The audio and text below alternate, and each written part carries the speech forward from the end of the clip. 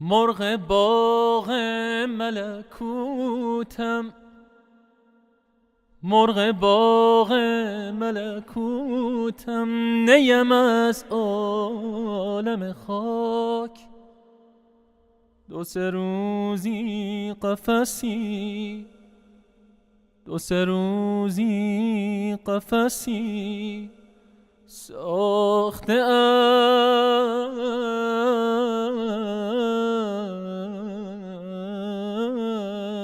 از بدنم. بسم الله الرحمن الرحيم. الحمد لله رب العالمين. حضرة فخر عالم محمد مصطفى را صلوات. اللهم صل على سيدنا محمد.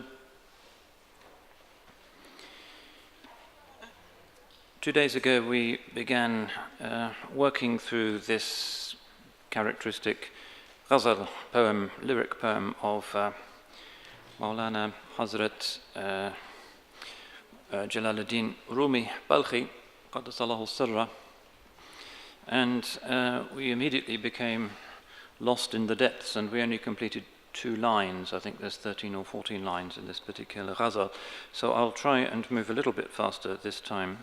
It is my intention to complete it and move on to Shaykh Ghalib's Husn Ashq in due course. So verse number 3.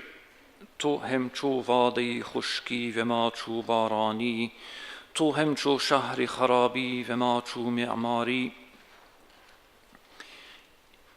You are like the dry valley. Remember, this is the voice of heaven speaking. You are like the dry valley, and I am like the rain.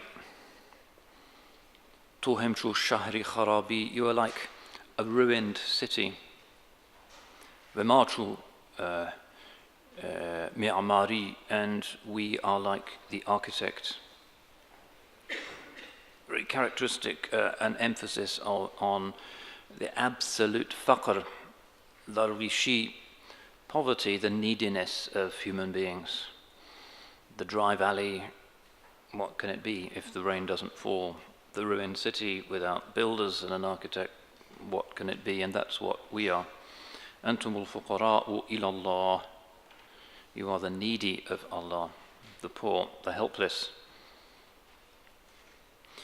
Now, this image that he starts with, the Wadi Khushki, the dry valley, this is one of the great oppositions, the great tensions, dialectics in the poetry of Mevlana. The dry and the wet, which again is Quranic, of course. أنزلنا من السماء ماء, and it comes up again and again, doesn't it? And it's a reminder of Al-Muhi. Allah is the source of life, but not just the source of our physical life. وَمِنَ الْمَاءِ خَلَقْنَا جَعَلْنَا كُلَّ شَيْءٍ حَيٍّ. From water we have created every living thing, but there is an inward meaning to this, which refers to the rain which comes upon the hearts. It's a good image because it shows how uncontrollable the process is. We can't make the rain fall any more than we can hope for salvation, or for Allah's rida, or for a karama, or to be born in a time of blessedness, or to have, there's so many things that we are indeed fuqara. What can we do? We hold our hands out, but the hands are empty. That's the whole point. When we make dua, we are showing Allah that our hands are empty. And that's the maqam al-faqr, the degree of helplessness. So dry, desiccated bones in need of this extraordinary thing that brings life. And in Mevlana's poetry, the body, the tan, is often compared to dust, because of course that's where it comes from. إِنَّا خَلَقْنَاكُمْ فِيهَا نُعِيدُكُمْ مِنْهَا نُخْرِجُكُمْ تَارَةً أُخْرَى. From it did we create you, to it shall we return you, from it shall we bring you out one more time. We have this close relationship to khak, dust, clay. It's the nature of what we are. So that's what we are in ourselves, we will turn eventually to dry bones, rufat, dust again. And the rain represents ruh, spirit, rahmah, that which is enlivening, that which is indicative of being, of truth, of haqq, of meaning, of content, of reality. We had the bait yesterday in the other ghazal of Rumi, where he compares the spirit to raindrops falling upon the earth. Z'asimani tutu baran bebami alime khak. You came down like raindrops upon the khak. It's the same word, the dry, dusty roof of the world. In Central Asia and Anatolia, people would have flat roofs made of clay, and that's what we are. So, in a sense, we are the clay, but simultaneously we are also the drops, the water that comes upon the clay. So, what are we really? Are we this matter? Or are we the reality of ourselves? Or is it some very subtle, strange, constitutional mingling of the two? What is the mind-body relation? Well, philosophers stagger as they try to deal with that connection. But we know it's fundamental. And so if rain is our reality coming to the other dimension of our reality, quite often in Mevlana's poetry it is a symbol of the mediated mercy. So rain represents revelation. In some of his poems, Mevlana describes himself as the dry earth, and Shams is the rain that falls upon the dry earth and of course brings all manner of beautiful things, including the rose of divine recollection into play. So here's another example, just in the English from the Divan. When the clouds of your love rain down their incomparable pearls, 1,000 beautiful forms grow up from the heart and the spirit. Just as when rain comes down from heaven and stream, pool and limpid water are covered with tiny domes, that sometimes comes up, the image of water falling on the surface, rain falling on the surface of the water, and little bubbles, that's what we are. Mysterious. Is it real? How long does it last? That's our life. And then it disappears back into being, back into the unknowable, and more appear. So sometimes, again, in Mevlana's poetry, we find a comparison of the Holy Prophet to a cloud. The Arabs are like in the desert, suffering from darkness and ignorance, dryness, drought, and the Holy Prophet ﷺ is a jewel-carrying cloud, which in his poem stretches from Istanbul to India, shedding its gems over the hearts of the Muslims.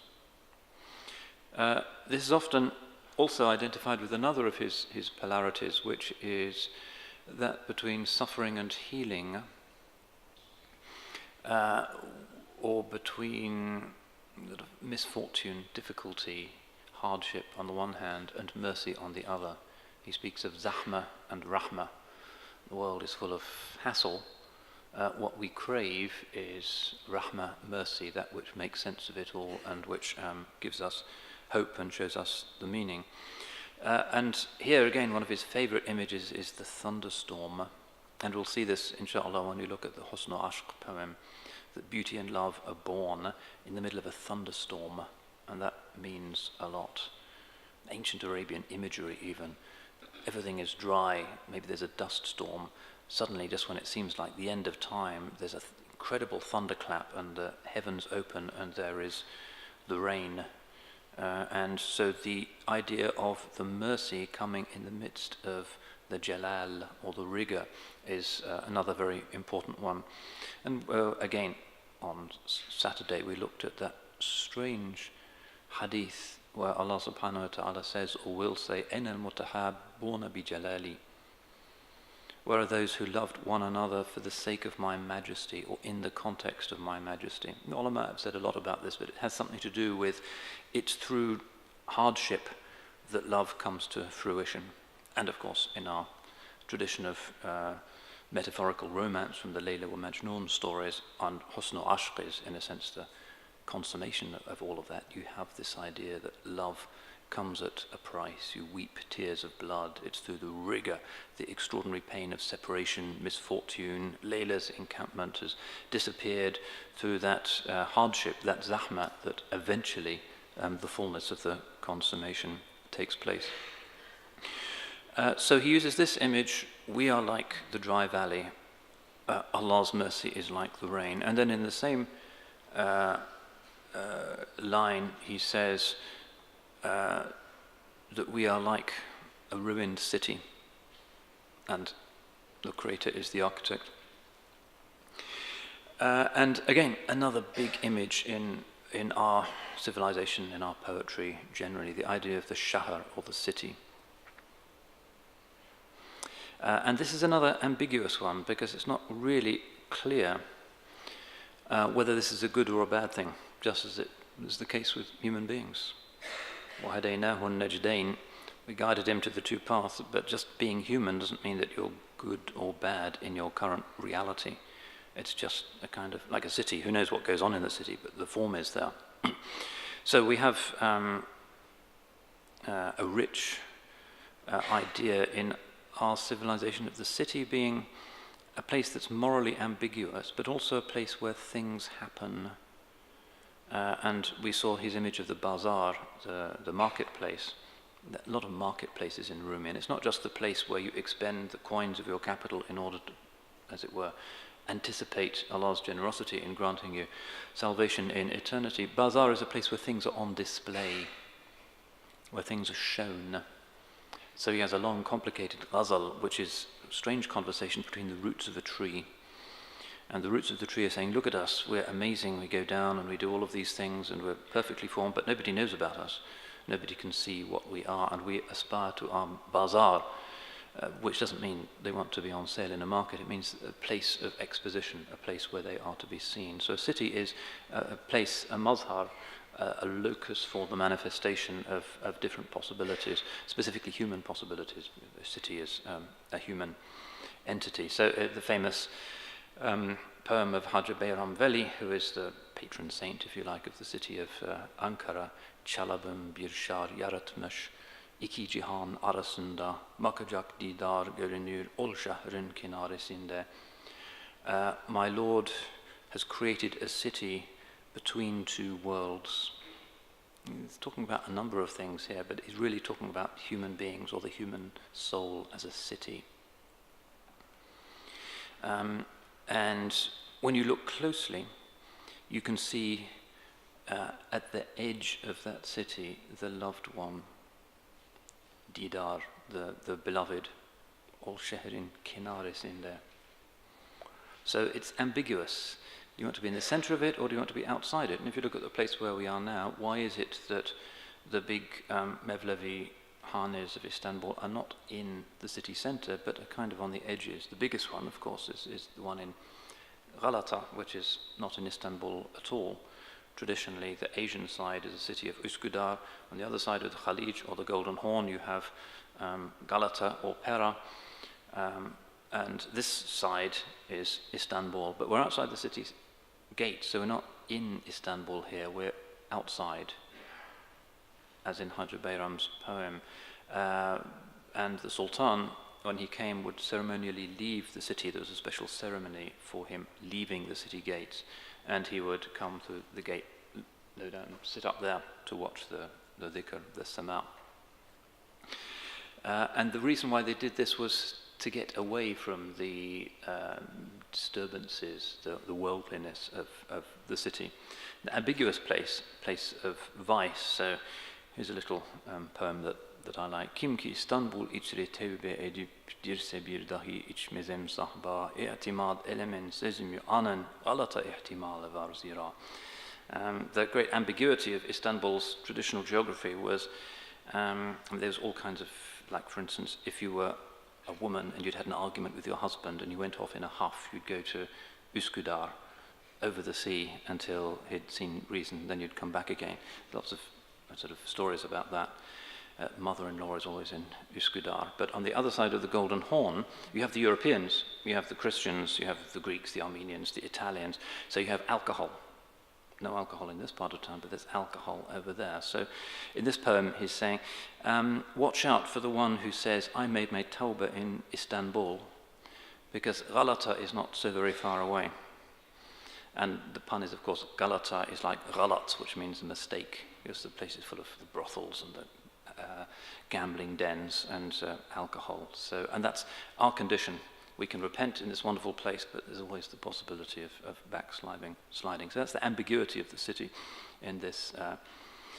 But it's also, of course, an extraordinary place of learning and blessings. If you want to study with the ulama, generally you go to the city. So if you went to Ayub Sultan yesterday, you'll have seen perhaps the line of Turkish poetry next to the mihrab.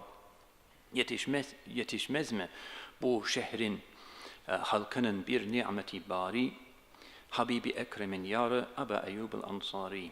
Is it not sufficient pride for the people of this city that they should have amongst them Abu Ayyub al-Ansari?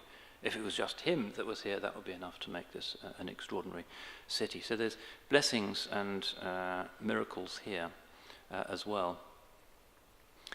Lots of poems from the ulama about Istanbul. İlm ile marifete cai kabul olmaz illa ki eğer İstanbul mevliri menşei eshabi himem terbiyethane esnaf-ı ümem ne kadar varsa eshabi kemal hep İstanbul'da bulur istiklal.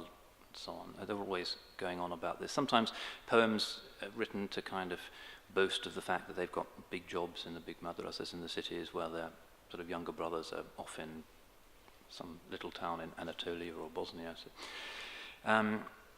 however much you may travel, as far as Kabul, ilm can only be found in Istanbul. It is the birthplace and the place of growing of the people of true determination and the training ground of the different professions of all of the nations.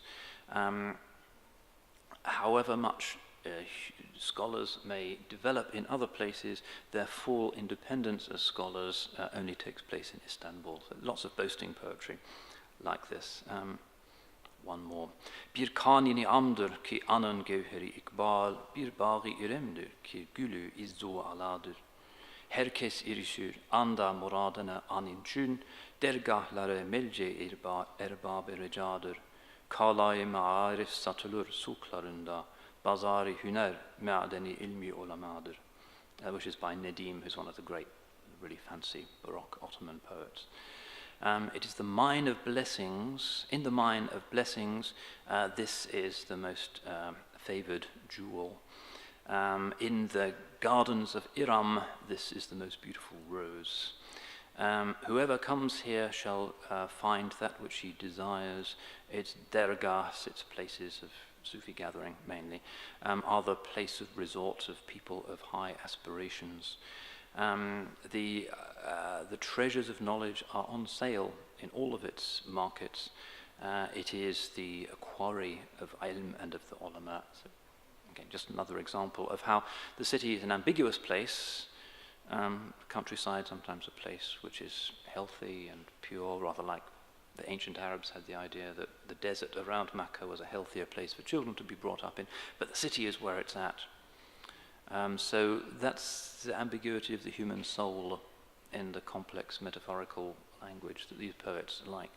You have to have the city, you have to have Bani Adam, it's what everything is about. But this is where there's dirt in the streets and there's women of easy virtue as well as the great ulama. It's the ambiguity of the human condition.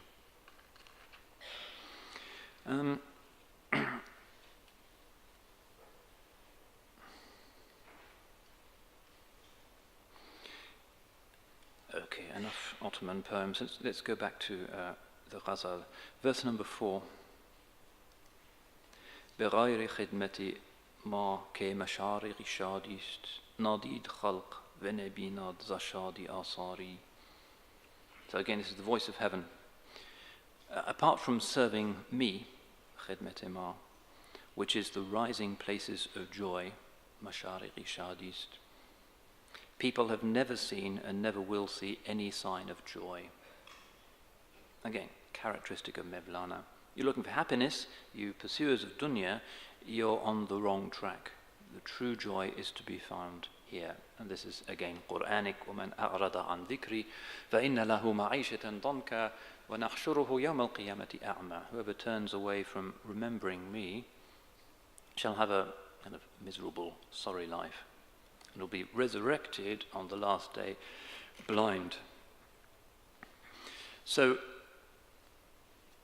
khidmati ma, serving Allah, is mashariqi shadist, is the rising places of joy. It's a powerful image. The sun will rise, something extraordinary will happen through this khidmah. Serve Allah and something extraordinary will happen, but there's different kinds of, that's why he's saying mashariq, not just one place. There's not one possible outcome of a sacrifice that you make for Allah subhanahu wa ta'ala. There's a range of different possibilities. And of course, in the Quran, again, you have this idea of the Easts and the Wests. Rabbul Mashariqi wal Magharib. Fala uqsimu bi Rabbil Mashariqi wal Magharibi. I swear by the Lord of the Easts and the Wests, because at different times of year, the sun rises at a different point in the horizon. So the mashriq, the rising place, wonderful symbol of the appearance of the divine light. It's not one mashriq, but there's a variety of them. Don't think that there's only one type of spiritual wayfaring. Allah subhanahu wa ta'ala has different patterns of self-manifestation. So this is bekhidmati ma, through serving me. That's what makes the sun rise in this image, or it is the sun rises consequently upon that. How can we serve him? Well, this is just another way of talking about ibadah. In some religions they talk about divine service when they talk about worship. وَمَا خَلَقْتُ الْجِنَّ وَالْإِنسَ إِلَّا لِيَعْبُدُونَ. I've created jinn and men only to worship me. That's what we're here for. Everything else is kind of misunderstanding, just passing the time of day. Not so smart, given that our lives always diminish and never increase. The story of Junayd al-Baghdadi, who heard a ice seller on the streets of Baghdad saying, I can't remember the Arabic, help the one whose capital is diminishing. And he faints because he realizes that's the state of us all, our lives constantly getting less. So with that capital, what can we do? Again, it's the naqtit, or the coinage with which we trade, in order to have some possibility of profit in this bazaar, the place where things are on display. Now, these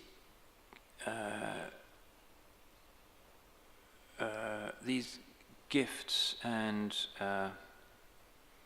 that Allah subhanahu wa ta'ala has given us, which lead to different kinds of joy, are distractions if the joy that we find in our professions and in our chosen way of life is not an expression of, or a derivation of, or leads on to that true shadi, that true happiness. So if you're looking to sanctify your vocation as a medic or a lawyer or whatever it might be, see if you can link somehow, this is where inner reflection is helpful, see if you can link the satisfaction that you get from that job, not to the ego's desire to be praised by colleagues or to be in line for promotion or just to feel satisfied that you've written a report well, but instead to link it to the higher happiness, to make it an expression of the dhikrullah subhanahu wa ta'ala. That's very important for Muslims working in the busy modern workplace, because historically most people who are in the workplace belonged to guilds, and the guilds were sacred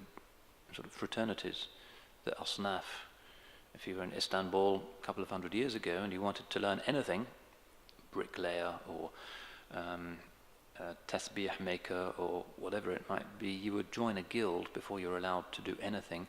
And the guild's degrees, 7-year initiation, involved spiritual practices connecting that guild to a particular type of symbolism.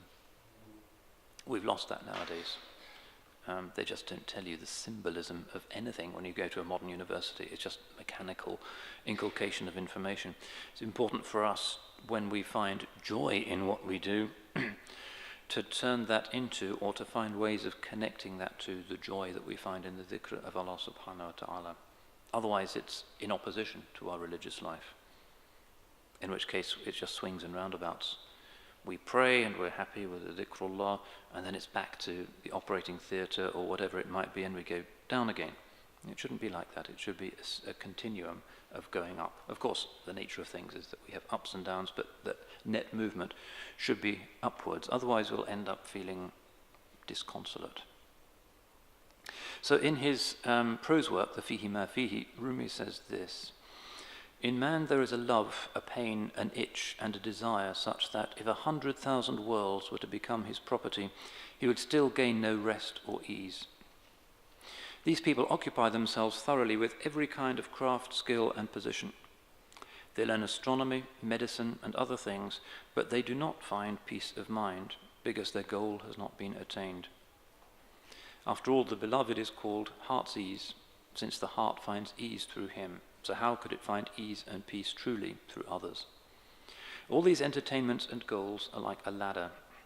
Since the rungs of a ladder are no place to take up residence, but exist only so that you can pass on, happy is he who quickly comes to himself and to awareness. Then the long road becomes short, and he does not waste his life on the ladder's rungs. And here the idea in Rumi of happiness, of really doing something that is purposive, that has an end, that isn't just the golden handshake and then the retirement and then the care home, but is moving up towards something extraordinary, the true happiness, rather than the anxiety of the person who thinks that even after all of these little drip-fed increments of esteem in the modern workplace, eventually it's all for nothing. But instead, the one who genuinely has a sense that he's going somewhere and has a little foretaste of that destination in the garden of his own dhikr, that he starts to taste what the Quran speaks of as wilaya. And the Quran does speak of wilaya in terms of happiness. Sa'ada in our vocabulary is another way of saying salvation. In fact, we don't really say salvation very much unless we're in Ibn Sina's tradition. We speak of najat. But really sa'ada is salvation. Happiness is salvation. Shaqawa is damnation. And another way of putting it is that happiness means closeness. Closeness to reality is what gives us happiness. Distance from reality is what makes us stressed out and agitated. And the Quran speaks of this in terms of Ala inna awliya Allahi la khawfun alayhim wa la hum yahzanun. The wali is the one who is close, and no fear is upon them, neither shall they grieve. In other words, they're pretty happy. Despite all of the stuff that is dumped on them, they're happy. They are the true joyful ones, and that is how they have these apparently miraculous reservoirs of energy, just from happiness. It's like the happiness of the child on the beach that runs from dawn until dusk, and you've no idea how the energy is possible, but the child is just so happy to be there that it's just the happiness generates that energy, and that simple fitri, spontaneous happiness is connected to the happiness of the true believer who is energized. And if you're going to understand the extraordinary accomplishments of the Sahaba, radiallahu anhum, think about them as representatives of what the Turks call the Asri Sa'adat, the age of happiness. Their victories, their energy, their transforming of the world came from that extraordinary dynamism called human happiness. And that is, in the Mevlevi tradition in particular, the reason why they turn. Rumi was so delighted with his Lord that he stood and he turned, according to the story, outside the goldsmith shop.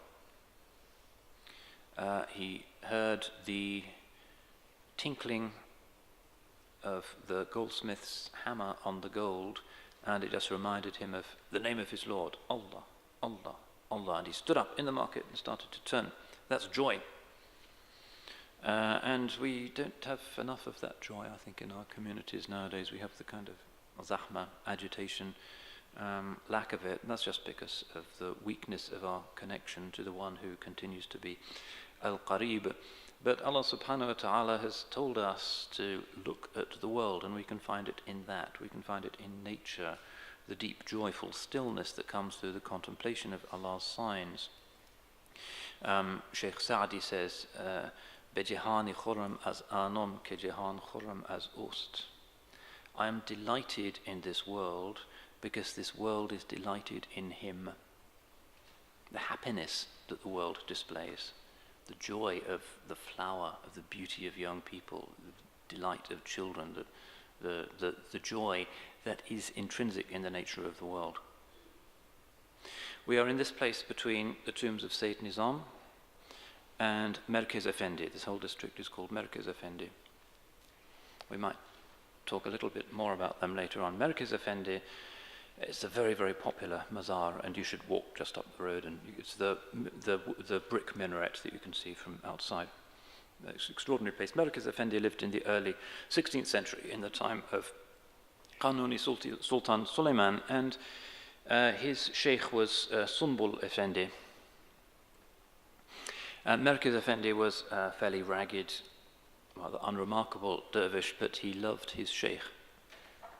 And the Shaykh Sunbul Effendi was getting old and wanted to designate a successor, somebody who will take over the place where they would sit, the post nishin, somebody sitting on the sheepskin, which is the sign of the Shaykh's position in the Turkish tradition. Of course, the Murids all really wanted to know who's going to be in charge. Will it be me? Will it be him who's in charge of me? It was a big thing as the Shaykh grew old, and the Shaykh announced, "Today I will decide. I want all of my Murids to go out into Istanbul and to the gardens around here and to bring back to me the most beautiful flower that they can find." And the Murids all look at each other, but they all go out, and in the end of the day, they come back, and one of them has found the most incredible blue tulip and places it at the feet of Sunbul Effendi. And another one has found this incredible narcissus, and nobody's ever seen anything like it. But Merkez Effendi, the little dusty Murid, isn't there. And eventually he comes just before the azan for Maghrib, and he brings a dead flower, a dead rose, and he puts it in front of his sheikh. And everybody says, "What's that?" And Sunbul Sinan says, "What is this?" And he said, "Oh my sheikh, I went out into Allah's world, and I saw all of the flowers making tasbih, praising their Lord, and I was ashamed to stop them. Then I found one that had stopped its tasbih, so I brought that one." So of course, he became the Shaykh, Merkez Effendi, and is loved right next door by the people of Istanbul to this day. So this khurram, the delight that the world has in its Lord, which is a very Quranic doctrine, is something that is very essential to Rumi's prescription of how we ourselves can find happiness. Just be that happy human part of Allah's happy world. Verse 5. هزار صورتی جنبان به خواب میبینی چو خواب رفت نبینی ز خلق دیاری. به خواب میبینی, in your sleep you see 1,000 jumbled or shifting images. When the sleep is over, when sleep is done, نبینی ز خلق دیاری, you don't see amongst creation or amongst mankind a single person remaining. This is a good example of a difficult verse in the Divan. So let's at least try and unpack the vocabulary. Again, it means 1,000 shifting images do you see in your sleep. This is heaven talking to us. When sleep is done, you see not one dweller among mankind. Well, sleep is certainly common in the language of Sufism and in Rumi's tradition. Zain charkhi dolabi tud amad geran khabi tura. Feryad azin umre sebki zinhar azin khabe geran. From the heavenly spheres, a heavy sleep, khabe geran, fell upon you. Moan for this light life. Beware of this sleep so heavy. So his image here is that life is something spiritual, evanescent. Consciousness is this sort of wafer-thin, gossamer entity. Sometimes it's hardly there. Sleep is this big, heavy thing that comes upon us. How can we manage when there's such weight placed upon this delicate thing that's called consciousness. What's the solution? Ey dil suye dildar shu, ey yar suye yar shu, ey pasban bidar shu, khufte nashayat pasban. O heart, to the beloved, O friend, to the friend, ey pasban, O watchman, bidar shu, stay awake. It is not right for a watchman to sleep. So that seems to take us a little bit further forward in this idea of in sleep we see 1,000 jumbled dreams. Sleep is our enemy, it's the enemy of consciousness. This is the religion of huzur, attentiveness, one of 1,000 reasons why alcohol is prohibited. Alcohol takes you out of your already fragile, normal state of consciousness. It takes away something that's essential to your humanity. We are to be alert. I can't resist, since I have a captive audience, actually reciting in one of the Turkish modes a little bit of another ghazal from the Divan Shamsi Tabriz.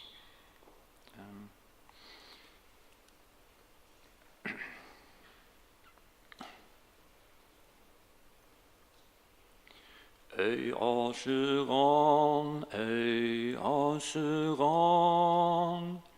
hengame kuch ast az cehan. Dar gushe canım mirasad, table rahil az asman. Salli Rabbi alen nebi, الهاشم المطلب صاحبه أصفى النسب وآله وصحبه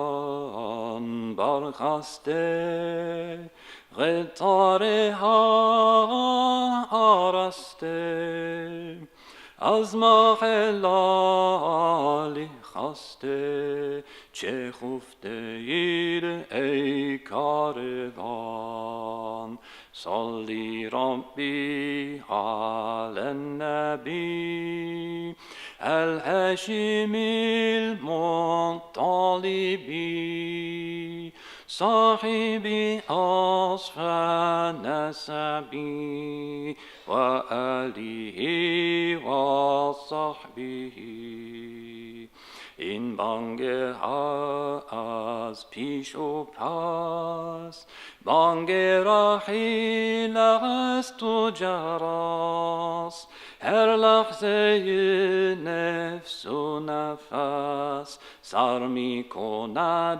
در لامکان صلی ربی علی النبی الهاشم المطلب صاحب أصفى النسب وآله وصحبه ای دل سوی دل دار شو ای یار سوی یار شو ای پاسبان بیدار شو خفته نشاید پاسبان صلی ربی علی النبی الهاشم المطلب صاحب أصفى النسب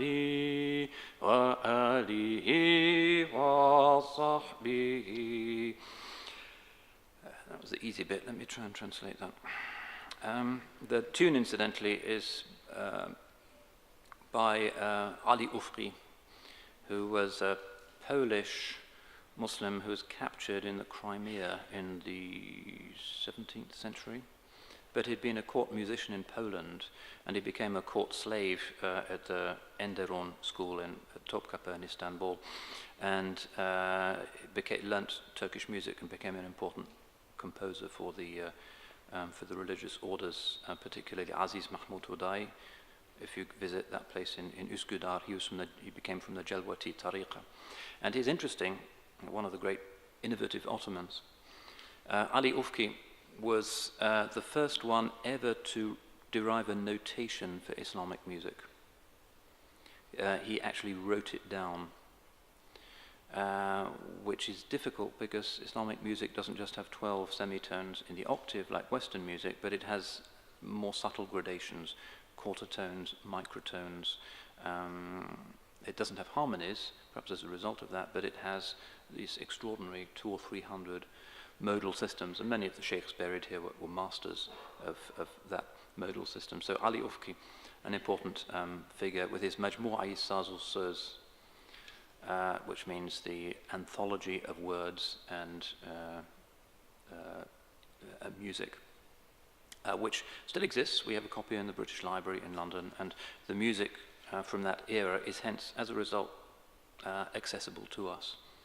And there is a number of groups here in Istanbul who have recreated the music that he was composing. Anyway, that's one of his tunes. So, what does it mean? Ey aşiqan, ey aşiqan. This is about the metaphor of sleep. How do we wake up? Well, ey aşiqan, O lovers, hengami kuchest az cihan. Now is the time to leave the world behind. Dar gushi canım mirasad tabli rahil az asman. My ear, the ear of my soul, is reached by the drum of departure from heaven. And everybody knows in Rumi's tradition what this means. It means he's on a journey. The caravan, in the morning when the caravan is about to set out, or if it's traveling by night, in the evening, there's a drum to make sure that everybody is ready to depart. So he's saying, my soul hears this drum of departure. It means death, the inevitability of death, but also the possibility of dying in a certain way before that final departure. So that's heard, audible to my ear. The leader of the caravan, Sareban, or the camel driver, has stood up and he has made the line of animals straight. Azma Helali Khaste, and has asked for permission from us, or asked us to forgive him. In other words, he's going around waking us up, saying the caravan's about to leave. Che khufteid, ey caravan. You caravan travelers, why are you still asleep? So somebody is, as it were, hitting us with a stick. And this is important because, of course, this could be the Holy Prophet sallallahu alaihi wasallam waking us up so that we can travel. It could be the Shaykh. It could be the spiritual guide. It could be the voice of heaven itself. In bangeha az pishu pas. These sounds in front and behind, bangera hilist ujaras, are the sounds of departure and the bells. So he's talking, I don't know if he's talking about the caravan driver making the noises, or just everything that you hear in the world is like the bells which indicate that the caravan is moving on. That's how you should use your gushe-jan, the ear of your soul. Everything that you hear is telling you this is all passing away.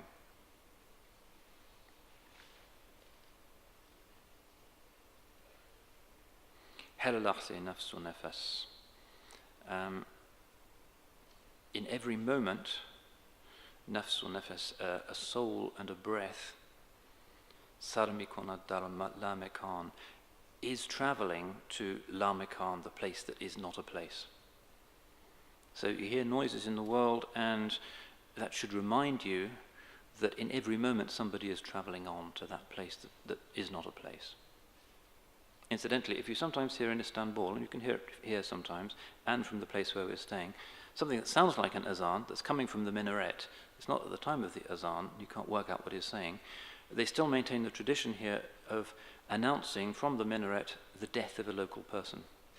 So if somebody from the neighborhood of that mosque has just died, the muezzin's job is to announce that and to call down Allah's mercy on him, and sometimes to announce the place where the janazah is going to be held. So that's what that sound is. So Rumi is saying the whole world is doing that. Everybody's moving on at every moment.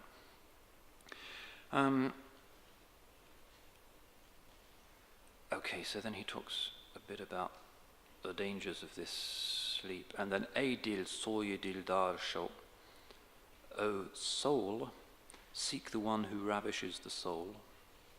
Ey yar soye yar sho, O friend, go to the friend.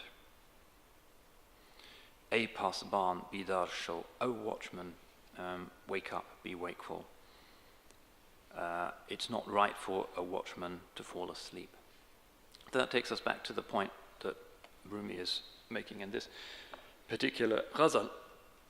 We are kind of sleeping, but the caravan's going to move on, and we have to join it, and we have to do so from a position of consciousness, and everything actually is reminding us, saying, wake up, you're going to die. Kullu nafsin dha'iqatul maut. Every soul shall taste of death. You can't do anything at all about that. Allah has decreed its time and its place and its why and its wherefore. That is set. Wake up. Don't sleep. Don't hang around, because this world is full of treats, but it's not about those treats. And then the second half of this verse 5, how does it go? Chu khabraf nabini zakhalq dayari. When the sleep is gone, you don't see anybody amongst humanity. Now, dayar, rather unusual word in Persian, and presumably what Rumi is reaching for is the dua. I think it's the dua of Sayyidina Nuh alayhi salam. Rabbi la tadhar ala al-ardi min al-kafirina dayara.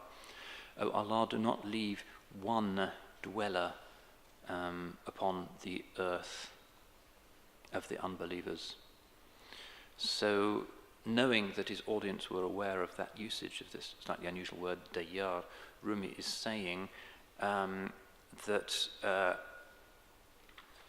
once that sleep is gone, you won't see anybody staying amongst mankind. Nobody's going to hang around. If they're awake and they can see the caravan moving, they're all going to head for that, because that's where it's at. They're only not joining the caravan of reality, the caravan that in this world, in places such as this, will take them from the sleep, khabi ghaflet, sleep of forgetfulness, to reality. The only reason why they're not joining that precious caravan from dream to truth is because they're in sleep, so you need the man with the stick to wake them up.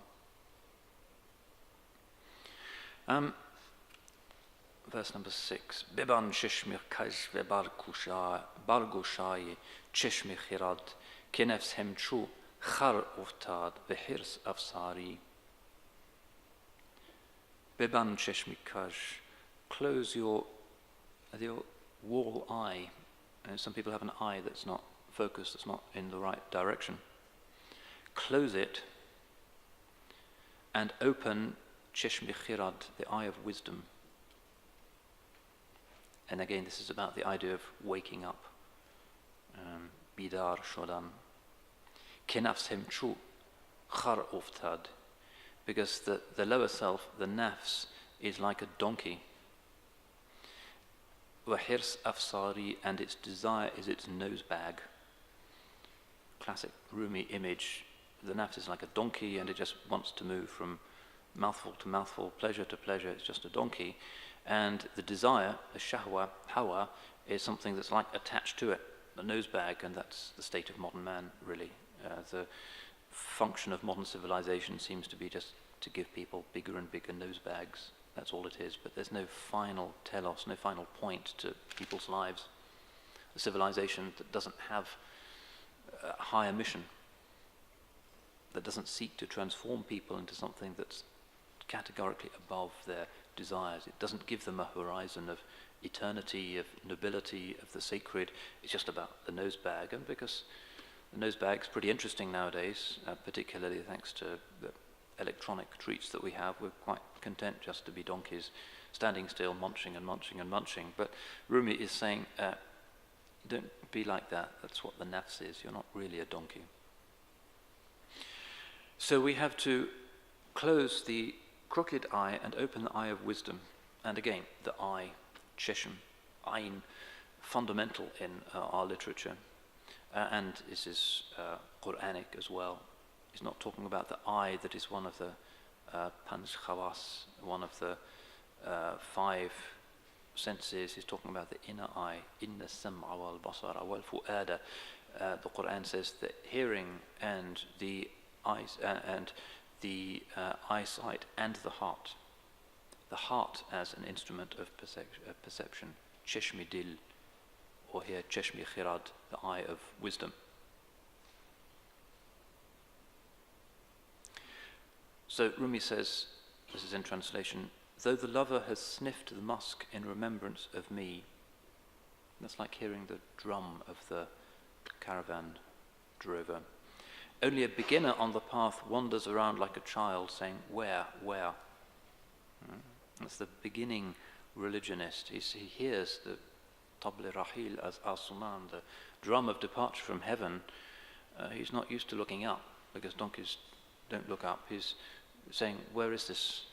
And that's the misunderstanding of a certain type of theologian, that there's a divine khitab, a divine discourse, and a certain inference about unity behind the multiplicity of the world. And he says, where is it? Where is it? How can I put it into the words whose analogical and logical interrelations are determined only by this world, and hence can't reach beyond? وَهُوَ يُدْرِكُ الْأَبْصَارِ. Allah subhanahu wa ta'ala can give you that knowledge, but it can't come about just through extrapolation from stuff in the world, because this is a finite world. How can analogies in the finite world help you to determine what is infinite? Very difficult. They might help you to determine what the infinite can't be, and a lot of our theology does that, but it really isn't going to take you much further than that. So the child running around saying, where, Kojast. Once he has left childhood, he will open the eye of knowledge. Why should he run to and fro on the riverbank looking for water? It's already here. We're right next to this Denizin Kinara, the side of the sea. We're there, but we don't see it because we're asking the wrong kind of questions. The theologian is useful in his sort of combative way, but he doesn't answer the questions on the level that will enable us to activate what is deepest within us. The theologian cracks syllogisms and chops logic, but he doesn't deal with the deep detection that the human soul is capable of this fragrance. The fragrance of the heart, Buyadil, the fragrance of the heart of the Holy Prophet sallallahu alaihi wasallam, which transformed the rough Arabs, not syllogisms and logic chopping and philosophical abstractions, but the fragrance of the prophetic heart was what they breathed, and they detected another world. The theologian doesn't do that, and that's why it's indispensable to have another path to knowledge that doesn't replace it, but certainly can take you further. It can be protected by it. The theology can protect you from when you're in an ecstatic state saying who knows what. But it isn't itself the engine that will take you beyond what is finite, because it traffics in words which are part of the finite world. So you need to go beyond the state of the child, running around saying, where? It's like that slightly dubious joke about the 2 children, naughty children in Maktab in Pakistan, and they have a really strict teacher with a stick. And one day they come to the teacher with the stick, and he's really angry because they've been playing truant. And the teacher says to them, "Where is Allah?" And they look at him totally terrified. And then they start crying, and they run back to their mother, and they say, "Oh, mother, I think we're really in trouble now. They've lost Allah." That's not the question. Rumi is here saying the child runs around saying, Khojast, where is God? That's using the wrong kind of language. That's the kind of atheist radical misunderstanding of what religion is doing. Religion is using a level of consciousness and communication and transformation that is beneath, deeper than the level of speech. And at the highest point of his mi'raj, the Holy Prophet ﷺ saw, speech doesn't go there again. مَا كَذَبَ الْفُؤَادُ مَا رَأَى. The heart didn't falsify that which it saw. We'd like to be told in those verses in Surah An-Najm what he saw. What did he see, sallallahu alayhi wasallam? But we're not told that. The language is elusive necessarily. We are told that he saw, sallallahu alayhi wasallam, at maqam qaba qawsayn, but not what he saw. And look at what he's seeing. مَا كَذَبَ الْفُؤَادُ مَا رَأَى. The heart didn't falsify what it saw. It's the heart. Religion is about activating that. And the mind is fine, the body is necessary, but the heart is really that which enshrines the ruh, which is that part of us to which the angels can justly bow, which is what can take us up to these extraordinary degrees. But we are unfortunately not people of the mi'raj. We're not even the buraq. We are like donkeys, most of us, occasionally thinking a little bit in our ibadah, but most of the time it's just about when is the next pleasure coming, what does he think about me, what might I do to get that job, just chatter and following the nose bag. Part of Rumi's image is the idea of the donkey that is turning a mill wheel, and the donkey is blindfolded, and his halter is tied to the arm of the mill wheel, and he's got this nose bag with something in it, and he just goes round and round and round and round and round, but he's interested in what's in the nose bag, so he doesn't really notice that this is not perhaps the best way he could be spending his days. That's the image Rumi likes to use of human beings. And often a modern career is exactly that. They take you at the age of 24 or 25, and they slot you into their hugely efficient machine, and they give you something sweet, a bit of treacle perhaps in your barley, and you go round and round and round every year. I'm an academic, I do that, and every year it's the same, round and round and round. And then you retire and you're kind of clapped out, and they get another donkey, and that's all it's about. Rumi is saying, don't be like that. Of course, shoulder to the wheel and help society. This is not a tradition of monks, but still, don't be only that. Whatever you do, don't be only that. The afsar is not what the dunya is for, the nose bag. And there's a pun here in this poem. Afsar and asfar. Some people are created for journeys, asfar. Other people seem to be created just for the nose bag, afsar. And we have to decide whether we want to be travellers to spread our wings, or whether we're just happy going round and round. How long have I got? Who's in charge here? 3 minutes. I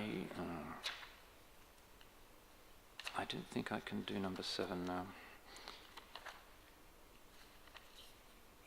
Let me...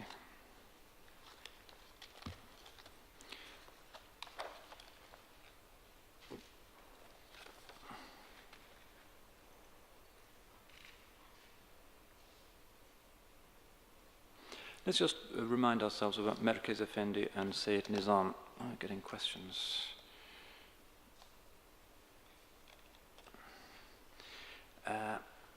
We are here, and this is one reason why Malkoç Pasha, I think, determined on this place for the tekke, between strategically 2 of the great places of Istanbul, Sayyid Nizam just to the south and Merkez Effendi just to the north. They were contemporaries and they were friends, and indeed Sayyid Nizam's janazah was led by Merkez Effendi. Merkez Effendi, you'll remember, is the one who brought his teacher the dead flower and became the Shaykh. He came here for the sake of ilm from Saruhan, which is in western Anatolia. First he went to Bursa in order to study, a hadith scholar, and then he came to complete his studies to Istanbul. And at the age of 30 he became a mudarris, he attained his ijaza and became one of the major mudarrises of the city, and he was respected by the ulama. He became close to Shaykh al-Islam Abu Sa'ud Effendi. Perhaps yesterday when you visited Ayub Sultan, you saw the grave of Abu Sa'ud, Sahib al-Tafsir, one of the great Ottoman scholars. And then, as I indicated, became the Khalifa and the successor of Sunbul Effendi, and actually married his daughter and taught here. He had a zawiya here and learned. And these areas, at the moment, if you walk around, you can see it seems to be wasteland, car parks, factories, and then you have an amazing, exquisite place like this with a few graves around it, and then there's more sort of junk beyond. But in fact, until 80, 90 years ago, when you came out of the city walls in Istanbul, you would see graveyards everywhere, huge graveyards. And dotted around the graveyards would be masajid, for janazah and for people to go to pray when they were making ziyarah, and Sufi lodges like this, dozens of them. Before the 1920s there were 400 active Sufi tekkes in Istanbul. And this area was particularly busy with the Yanikapı Mevlevihane, probably the third most important Mevlevi house in the world. Probably the one in Galata was more important, of course the headquarters in Konya. One in Salonika probably was the fourth, which no longer exists. And they would have awqaf. So the lands of this tekke once stretched all the way to the city walls, and they would have fields where the dervishes could grow things, and the graveyard was much bigger. And all these other areas similarly were sort of sacred complexes. And then in the sort of mid-20th century they built this ring road which covered a lot of the graves, and then they had rubbish heaps out here, and a lot of the graves were demolished and light industry sprung up. So it's only recently that they've been recreating these places, but still the major ones exist. This exists, Merkez Effendi, which if you go there it's always very busy, and Sayyid Nizam. Sayyid Nizam, also early 16th century. Ahmad Abu Nasim al-Husseini, he's a Husseini Sayyid. He's from Baghdad, and he comes to Istanbul at the time of Sultan Salim, when the Ottomans are conquering those places, and was recognized by his closest disciples when he was on Hajj, and during the Hajj, in front of the Wajiha, the tomb of the Prophet sallallahu alaihi wasallam, his murids heard a voice, "Ta'ala ilayya ya bunay." They heard that clearly, and they saw the tomb of the Holy Prophet sallallahu alaihi wasallam seemed to be bathed in light. And he told them all, if you ever tell anybody while I'm alive, I'm no longer your Shaykh. Nobody breathed a word until after he died. The story became well known. That's just one of his many karamat, many of which are associated with the famous Hajj that he made. And that's a great place to visit as well, Sayyid Nizam, which is just south of here. If you look at if you've been on the tram, you can see there's actually tram stops now.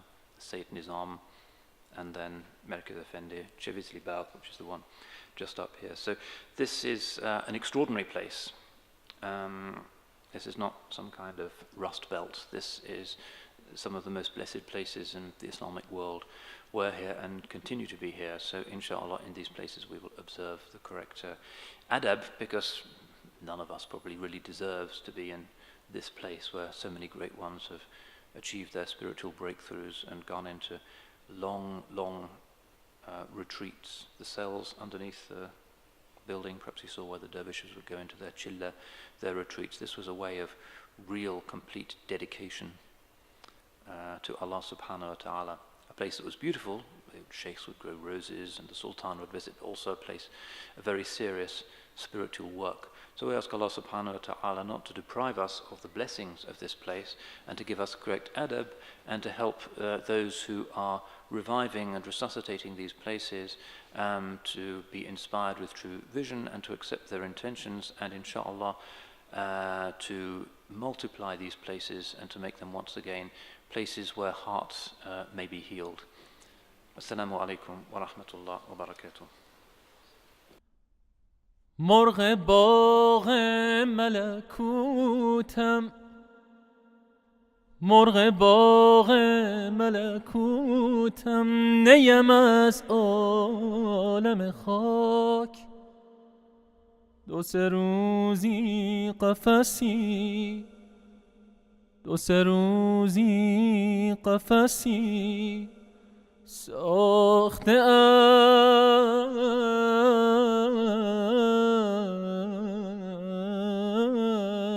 از بدنم.